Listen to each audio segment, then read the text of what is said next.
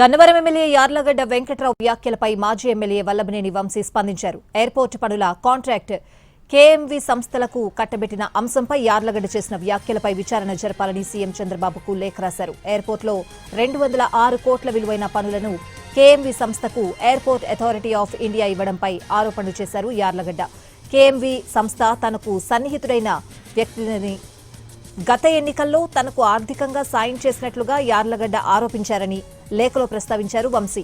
యార్లగడ్డ వ్యాఖ్యలపై సీబీఐ విచారణ జరపాలని లెటర్ రాశారు వంశీ.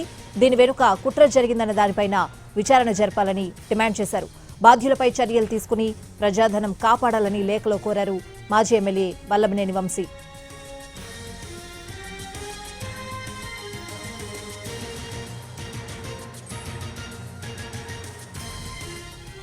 మాజీ ఎమ్మెల్యే వల్లభనేని వంశీపై ఎమ్మెల్యే యార్లగడ్డ వెంకట్రావు ఏమన్నారో ఓసారి చూద్దాం.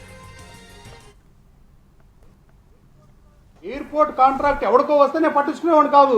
ప్లస్ రెండు ముఖ్యమైన విషయం ఏంటి, 80% 300 crores ఏంటి, 20% 206 కోట్లు ఏంటి, అది కూడా వల్లభనేని వంశీకి పనిచేసిన వాళ్ళకి, వల్లభనేని వంశీకి చందాలు ఇచ్చిన వాళ్ళకి ఏంటని నా ప్రత్యేక పేరు ఇన్నిసార్లు కూడా నేను ఎక్కడ మాట్లాడలేదు. మొన్న కూడా మీటింగ్లో అదే చెప్పా. అంటే నేను పోటీ చేస్తున్నాడు తెలుస్తుంది నొప్పి. ఎస్ ప్లస్ రెండు ఈ కాంట్రాక్ట్ అతను డెఫినెట్ గా వల్లభనేని వంశీకి సపోర్ట్ చేసిన అతనే. నేను ముమ్మాటికి చెప్తున్నా.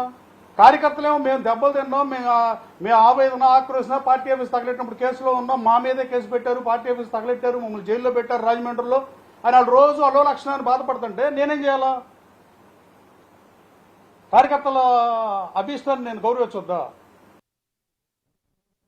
ఎయిర్పోర్ట్ కాంట్రాక్ట్ ఎవరికో వస్తే నేను పట్టించుకునేవాడు కాదు. ప్లస్ రెండు ముఖ్యమైన విషయం ఏంటి, 80% 300 crores ఏంటి, 20% 206 కోట్లు ఏంటి, అది కూడా వల్లభనేని వంశీకి పనిచేసిన వాళ్ళకి, వల్లభనేని వంశీకి చందాలు ఇచ్చిన వాళ్ళకి ఏంటని నా ప్రత్యేక పేరు ఇన్నిసార్లు కూడా నేను ఎక్కడ మాట్లాడలేదు. మొన్న కూడా మీటింగ్లో అదే చెప్పా.